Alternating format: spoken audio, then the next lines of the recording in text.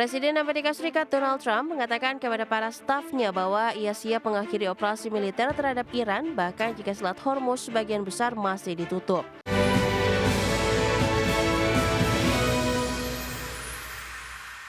Presiden Amerika Serikat Donald Trump dilaporkan siap mengakhiri operasi militer terhadap Iran bahkan jika Selat Hormuz sebagian besar masih ditutup. Menurut laporan The Wall Street Journal, Trump dan para stafnya menyimpulkan bahwa misi untuk membuka Selat Hormuz secara penuh berpotensi memperpanjang konflik di luar rencana awal operasi yang diperkirakan berlangsung antara 4 hingga 6 pekan.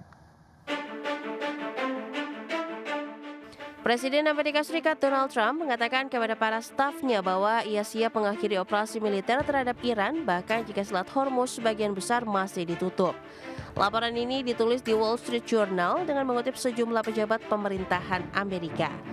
Menurut laporan tersebut, dalam beberapa hari terakhir, Trump dan para stafnya menyimpulkan bahwa misi untuk membuka Selat Hormuz secara penuh berpotensi memperpanjang konflik di luar rencana awal operasi yang diperkirakan berlangsung antara 4 hingga 6 pekan.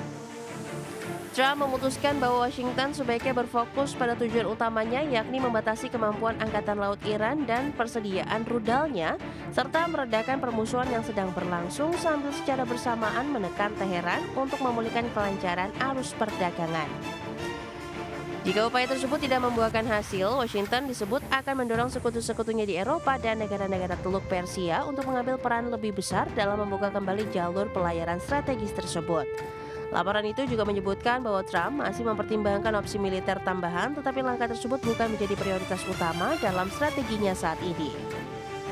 Pada akhir Februari lalu, Amerika Serikat dan Israel melancarkan serangan terhadap sejumlah target di Iran, termasuk di ibu kota Teheran, yang menyebabkan kerusakan serta korban di kalangan sipil.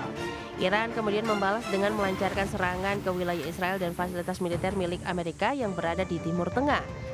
Eskalasi di sekitar Iran tersebut telah menyebabkan blokade de facto di Selat Hormuz, jalur penting bagi pengiriman minyak dan gas alam cair dari negara-negara Teluk Persia ke pasar global.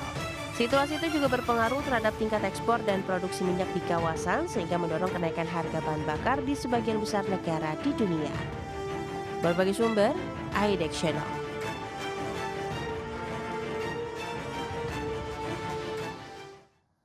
Indeks harga saham gabungan berpotensi rebound pada bulan April dengan sentimen utama datang dari musim pembagian dividen, rebalancing portofolio, hingga pengumuman hasil review MSCI. Di saat yang sama, sejumlah data ekonomi juga akan dirilis di awal April, mulai dari data inflasi Indonesia hingga data pengangguran Amerika Serikat yang turut menjadi perhatian para pelaku pasar. Indeks harga saham gabungan berpotensi rebound pada April usai lama tertekan sepanjang kuartal 1 2026. Adapun sentimen musim pembagian dividen hingga rebalancing portofolio saham menjadi pendorong utamanya. Senior market analis Mirai Aset Sekuritas Nafan Aji Gusta menjelaskan secara historis ISG pada bulan April cenderung berada dalam keadaan bullish. Selain itu, Nafan juga menjelaskan ISG cenderung berada dalam kondisi lower base effect sepanjang Maret. Ia juga mengatakan sentimen lainnya yang akan mempengaruhi ISG adalah dinamika kinerja laporan keuangan emiten serta dinamika dividen. Menurutnya, pembagian dividen menjadi sweetener atau pemanis bagi investor. Selain itu, review MSCI juga akan menjadi salah satu sentimen yang dinantikan investor. Menurutnya, hal ini seharusnya bisa menjadi katalis positif bagi foreign flow. Sementara itu, analis teknikal BRI Dana Reksa Sekuritas Reza Diovanda menjelaskan bahwa tekanan bagi ISG masih terlihat cukup konsisten, dipengaruhi oleh kombinasi sentimen global dan domestik. Ia menyebut laporan keuangan emiten 2025 memang menjadi salah satu katalis pendorong pergerakan pasar. Namun katalis utama ISG saat ini masih berasal dari faktor eksternal, khususnya konflik Timur Tengah yang hingga saat ini masih belum pasti. Di pekan pertama April terdapat beberapa rilis data ekonomi penting yang perlu diperhatikan. Dari domestik, yakni data neraca perdagangan Indonesia ini diproyeksikan masih surplus, lalu inflasi Maret 2026 yang diperkirakan naik ke kisaran 5 hingga 5,4% secara tahunan, didorong oleh momentum lebaran, peningkatan konsumsi BBM, serta kenaikan harga energi akibat gangguan pasokan global. Sedangkan rilis data global yang perlu diperhatikan adalah data non-farm payrolls dan pengangguran Amerika Serikat, di mana data-data tersebut akan menjadi salah satu acuan penting dalam menentukan arah kebijakan suku bunga The Fed ke depan. Adapun selanjutnya untuk jangka pendek, Stockbit Sekuritas mencatat ada 3 hal utama yang perlu dicermati investor di tengah situasi pasar saat ini. Pertama, durasi penutupan Selat Hormuz dan arah pergerakan harga minyak dunia. Kedua, inisiatif pemerintah untuk menjaga defisit fiskal di bawah 3% PDB. Dan ketiga, eksekusi informasi pasar modal Indonesia sebelum deadline yang ditetapkan MSCI pada Mei 2026. Dari berbagai sumber untuk ADX Channel. Pemirsa, harga emas melonjak lebih dari 3% pada perdagangan di hari Selasa, namun tetap berada di jalur penurunan bulanan terdalam sejak krisis keuangan global tahun 2008. Tekanan inflasi yang terus berlanjut serta ekspektasi kenaikan suku bunga akibat dampak perang di Timur Tengah menjadi faktor utama yang membebani logam mulia tersebut. Harga emas spot melambung 3,2% menjadi 4.652 dolar per ons, level tertinggi sejak 20 Maret. Sedangkan harga emas berjangka Amerika Serikat ditutup melesat 2,7% di posisi 4.678 dolar. Penguatan emas terjadi di tengah pelemahan dolar Amerika Serikat meskipun mata uang tersebut masih berada di jalur penguatan bulanan. Analis menyatakan rally emas saat ini didorong oleh meningkatnya optimisme terhadap potensi deeskalasi konflik di Timur Tengah. Namun penguatan ini dinilai belum cukup kuat untuk mengonfirmasi tren kenaikan berkelanjutan.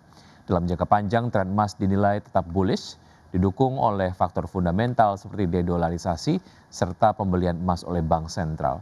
Sepanjang Maret, harga emas tercatat anjlok 11,8%. Kenaikan harga energi akibat perang di Timur Tengah memicu lonjakan inflasi global dan mendorong pasar untuk menyesuaikan ekspektasi terhadap suku bunga.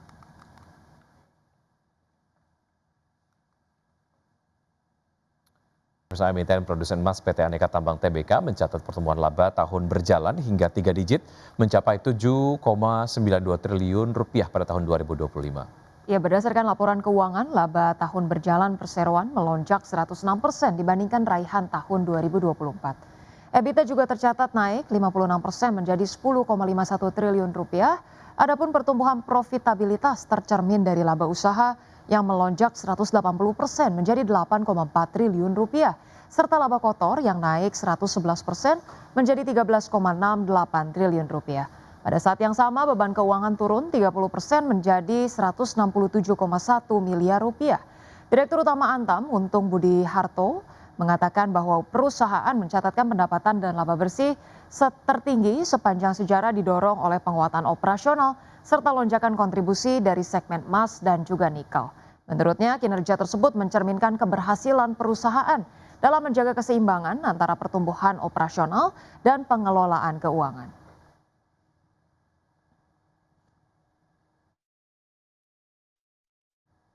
Pemirsa, PT Rukun Raharja Tbk membukukan kinerja keuangan positif sepanjang tahun 2025 dengan kenaikan laba bersih double digit. Ya, didukung pertumbuhan pendapatan, perseroan sukses meraih laba bersih senilai 35 juta dolar Amerika atau naik 20% secara year on year. PT Rukun Raharja Tbk membukukan kinerja keuangan positif sepanjang 2025 dengan pertumbuhan laba bersih mencapai 20%. Capaian ini memperkuat langkah perseroan dalam memperluas ekspansi dan diversifikasi bisnis energi.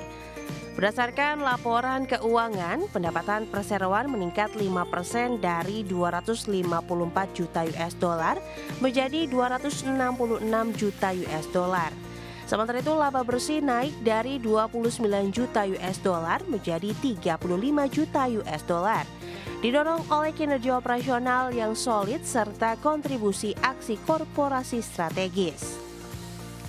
Direktur Utama PT Rukun Raharja Tbk, Jauhar Maulidi menyampaikan pertumbuhan ini mencerminkan efektivitas strategi perseroan dalam menyeimbangkan penguatan bisnis inti dan ekspansi anorganik. Adapun dari sisi operasional, kontribusi utama berasal dari segmen midstream dan downstream. Mulai beroperasinya proyek kompresor gas di Sengkang serta peningkatan penjualan gas menjadi pendorong utama kinerja. Selain itu, kontribusi non-operasional dari akuisisi Hafar yang diselesaikan pada Agustus 2025 turut memperkuat laba perseroan. Manajemen menyatakan langkah ini mempertegas strategi diversifikasi sebagai motor pertumbuhan berkelanjutan. Berbagai sumber, ADX Channel.